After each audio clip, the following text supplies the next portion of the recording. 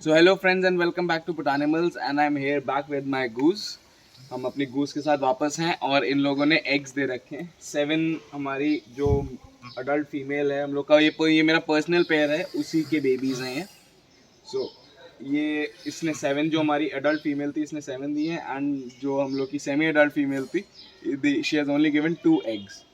सो इनका जो egg procedure होता है the eggs need 100 degree Fahrenheit temperature for constantly 35 to 40 days.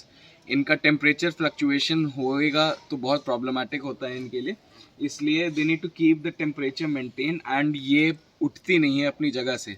सो अगर आप भी अपने गूज को ब्रीड करना चाहते हैं तो आपको ये जानकारी होना बहुत ज़रूरी है कि ये गूज अगर एक बार एग्स पे बैठ गई शी वोंट गेट अप, वो उठेगी नहीं अपने एग्स से. एंड इसलिए उसको यहाँ पे ऐसे हम लोग पानी दे सकते हैं अगर गर्मियों का सीज़न है, क्योंकि ये वाली जो ब्रीड है वो थोड़ा सा लेट हुई है क्योंकि ये यूजुअली दिसंबर और जनवरी में एग्स दे के फरवरी तक बच्चे आ जाते हैं, but they have given eggs late in February. So now they are about to hatch. आज हम लोगों ने चेक करा है and they are about to hatch. So we will share the hatching process if we can, क्योंकि थोड़ा सा aggressive हो रखी है as you can see. Hatch होने वाले होते हैं या जब वो एग्स की ध्यान रख रही होती है they can attack you very easily. So ये अकस्टम्ड है थोड़ी, ये इसका फर्स्ट टाइम हैच करने का है इसलिए she is getting very aggressive. She this bird knows me. So and इसी के नीचे एक बेबी हैच भी कर रहा है. फर्स्ट कटिंग आ चुकी है and she is a bit aggressive sometime but usually शांत रहती है. सो इस समय हम लोग को ये ध्यान देना होगा कि हम लोग इनको बिल्कुल भी डिस्टर्ब ना करें तो अच्छा रहेगा. Let the process gate finished on its own and हम लोग 2-3 घंटे बाद आके चेक करेंगे कि अगर हैच करने में किसी चिक को प्रॉब्लम हो रही है, कोई शेल से बाहर नहीं निकल पा रहा है, तो हम लोग उसको हेल्प करेंगे निकलने में. बट पूरा निकाल के बाहर नहीं रखना होता है क्योंकि उससे अभी बारिश हो रही है हम लोग के यहाँ तो ठंड भी लग सकती है. So I am gonna cover this up. ये जो केज है एक तरफ से खुला रहता है, इसको मैं कवर करूँगा so that the temperature stage good over here. And secondly इनको जो फीडिंग करना होएगा वो नॉर्मल फीड नहीं दे सकते. We need to give it a chick starter feed. जो चिकन्स के लिए आता है वही हम लोग इनके लिए भी यूज़ कर सकते हैं. एंड प्लस इनको मल्टीविटामिन्स और बाकी चीज़ें भी देनी होंगी.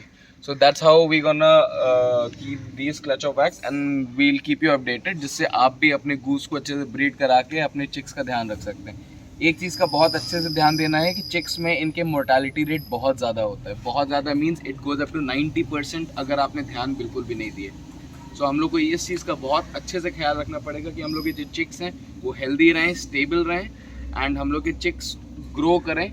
मोर्टालिटी रेट कम से कम रखने के लिए हम लोग को चिक्स को एक एनक्लोज इसी केज में रखना पड़ेगा फॉर एटलीस्ट अ मंथ. 1 महीने बाद ही हम लोग चिक्स को बाहर निकालेंगे सो दैट उनको बाकी जो वेदर कंडीशंस होती हैं उससे बचे रहें. प्लस मस्कीटोज़ वगैरह से भी बचाने का ट्राई करना होता है. हालांकि चिक्स इनके विंग्स के अंदर ही सोते हैं तो it acts as a mosquito net, मच्छरदानी के जैसा काम करता है.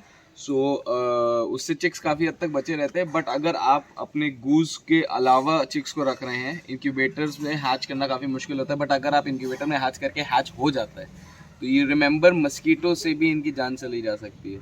एंड प्लस इनको आप ज़्यादा रोम करने नहीं दे सकते क्योंकि अगर इन लोगों ने कुछ इंसेक्ट्स ऐसे खाए so they won't be able to survive, इसलिए ध्यान रखें. तो if you like this video do subscribe to my channel and give it a thumbs up and turn on the post notification so that you get notified whenever I upload the next video. Until then, see you next time.